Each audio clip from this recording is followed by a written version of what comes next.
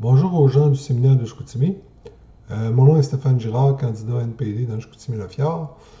J'ai bien reçu vos 4 questions concernant votre projet. Donc, je vais commencer avec la première question. En matière d'économie, l'endettement est de plus en plus élevé chez les jeunes, notamment en ce qui a trait aux frais de scolarité, à la surconsommation et aux services de télécommunication comme les forfaits cellulaires. Que comptez-vous faire pour contrer ce phénomène? Donc, si je parle de l'endettement qui est de plus en plus élevé chez les jeunes en rapport avec les frais de scolarité, je pourrais vous dire que dans notre programme, on a justement des solutions pour contrer l'endettement chez les jeunes, c'est-à-dire la gratuité scolaire pour les études postsecondaires, c'est-à-dire les études collégiales et universitaires. Donc, en gros, notre programme a une solution, c'est-à-dire la gratuité scolaire. Notre programme aussi concerne, on a une place spéciale pour les frais concernant la téléphonie cellulaire.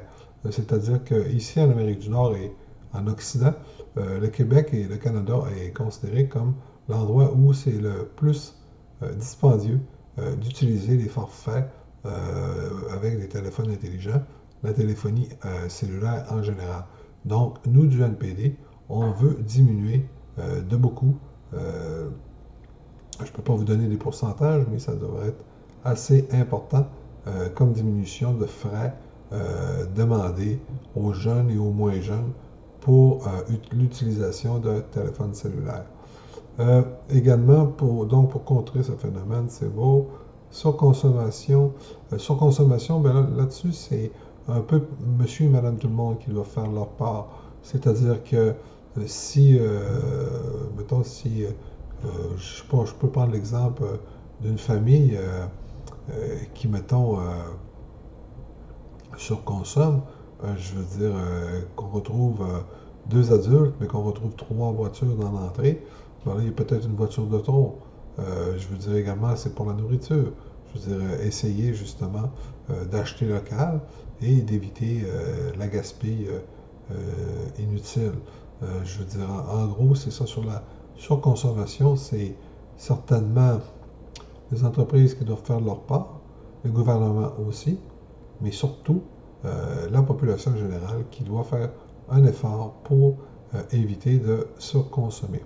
Question numéro 2. Sur le plan environnemental, les changements climatiques sont un enjeu qui préoccupe beaucoup les gens. Quel est votre plan environnemental de l'amélioration des services de transport en commun jusqu'au gaspillage alimentaire? OK, donc, pour répondre à votre question, moi, ce que je m'engage ici, au Saguenay, dans mon comté, je continue la fjord bien sûr, moi, je m'engage à subventionner les entreprises qui vont vouloir diminuer leur gaz à effet de serre. Également, encore mieux, les entreprises qui voudront prendre carrément un virage vert, c'est-à-dire en utilisant exclusivement des énergies vertes. Donc, moi, je m'engage justement à faire en sorte que l'économie régionale et surtout de mon comté puisse prospérer avec ces mesures-là, parce que moi, je veux faire une pierre deux coups, c'est-à-dire faire en sorte que les entreprises s'installent ici, et celles qui sont déjà ici demeurent ici, mais participent à un mieux-être environnemental, si je peux m'exprimer ainsi. Amélioration des services de transport en commun jusqu'au gaspillage alimentaire. Encore là, le service de transport en commun, étant donné l'étendue du territoire de mon comté, c'est sûr que c'est plus difficile comparativement à un endroit comme Montréal où c'est plus concentré, ou même Québec ou Hall-et-Gatineau. Mais ce n'est pas une raison pour rester les bras croisés. Donc, c'est à nous, au fédéral, de donner des subventions aux municipalités et peut-être leur donner des pistes de solutions pour améliorer justement le service concernant le transport communautaire et pas juste l'améliorer au point de vue service auprès de sa clientèle, mais également s'améliorer au point de vue environnemental avec l'achat de nouveaux autobus qui consomment moins d'essence ou encore mieux des autobus qui fonctionnent à l'électricité. Donc, il y a beaucoup de chemin à faire au niveau environnemental, pardon. Donc, ça pourrait être une des solutions. Au niveau du gaspillage alimentaire, ben là, j'en reviens encore à monsieur et madame tout le monde. qui devront faire leur part pour éviter justement de gaspiller des aliments, alors qu'on sait qu'il y a beaucoup d'itinérants, il y a beaucoup de gens ici, dans mon comté, qui ne mangent pas leurs 3 repas par jour. On peut penser même plus près de nous aussi, dans les communautés autochtones où certains villages ont des difficultés d'approvisionnement en eau, mais également au niveau de l'alimentation. Donc, oui, c'est les gaspillages alimentaires, c'est important. Faut faire quelque chose, mais je pense que ça passe justement par la bonne volonté de la population. J'espère que mes réponses vous conviennent. Numéro 3. Les régions n'ont pas une image très reluisante du point de vue de beaucoup de jeunes. Ça, je ne comprends pas pourquoi. Que proposez-vous pour contrer l'exode des jeunes et les inciter à rester dans notre région?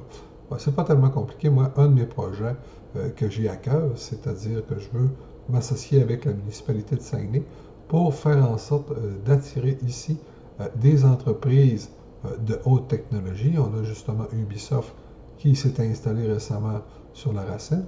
Donc, moi, je veux collaborer avec la municipalité de Saguenay pour aller chercher d'autres entreprises en haute technologie qui sont beaucoup moins polluantes et même certaines sont carboneutres, c'est-à-dire qu'elles ne polluent pas du tout.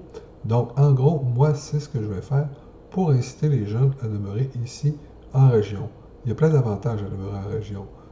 Si on peut leur offrir un travail et un salaire convenable, ben, je veux dire, on a tous et toutes avantage à garder nos jeunes en région. Et les jeunes eux-mêmes ont intérêt à rester ici, rester près de leurs proches, mais également, c'est une chance de rester ici parce que on a facilement accès à la nature, on est capable, on a des grands espaces, on a toutes les commodités qu'on retrouve dans les principales grandes villes du Québec, comme Montréal et à Québec. Donc, je pense que vraiment ce qui va garder les jeunes ici, c'est le travail. Donc, on doit absolument faire en sorte que les jeunes puissent travailler. Aussi, il y a des jeunes qui quittent pour aller étudier à l'extérieur, ben, s'organiser pour les faire revenir ici et pour qu'ils puissent se dénicher un emploi. Ce qui serait faisable avec mon projet pour m'associer avec la municipalité de Saguenay, de faire venir ici des entreprises de haute technologie. OK. Donc, la dernière question, pourquoi un jeune devrait-il voter pour vous et s'intéresser à la politique? La politique, c'est certain que je ne vous ferai pas de cachette.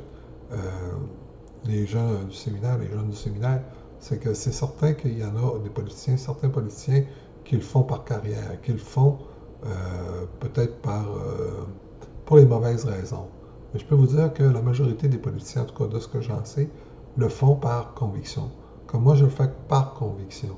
Je fais de la politique. Je fais de la politique, c'est comme un appel que j'ai reçu, on pourrait dire. Je vous ai un appel du genre que moi, je suis vraiment pro-environnement, mais je suis pro-économie aussi. Je veux dire, tout le monde doit travailler. Et le travail, c'est un droit pour tout le monde, comme disait un dénommé Chartrand. Donc, les jeunes doivent s'intéresser à la politique parce que la politique, c'est un des fondements de nos sociétés démocratiques en Occident. Donc, c'est bien que les jeunes puissent justement s'investir en politique, participer, échanger des idées. C'est sain pour une société comme la nôtre. Donc, moi, j'encourage les jeunes à s'intéresser à la politique. Premièrement, pour savoir où est-ce qu'on s'en va, vers où est-ce qu'on s'en va, puis quels moyens on peut prendre pour améliorer la situation actuelle dans notre société, dans notre comté Chicoutimi, le Fjord. Donc, en gros, pourquoi voter pour moi? C'est pas tellement compliqué. Le NPD a à cœur, je veux dire, l'environnement.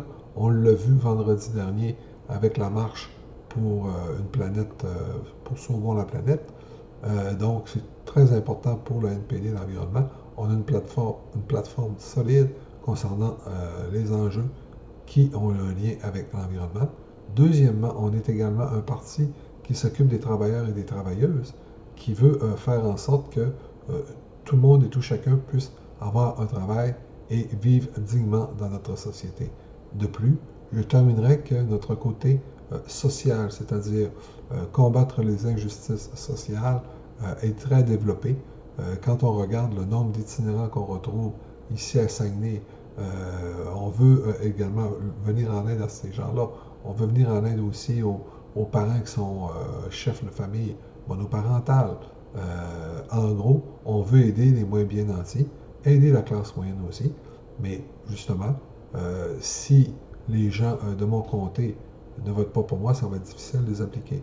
Mais si par contre, les gens peuvent me faire confiance et me croire dans mes propos, je suis vraiment sincère en passant, on va pouvoir faire un bout de chemin ensemble et je pense qu'il y a moyen d'améliorer l'environnement, maintenir les emplois ici en région et s'occuper des moins bien nantis de notre société.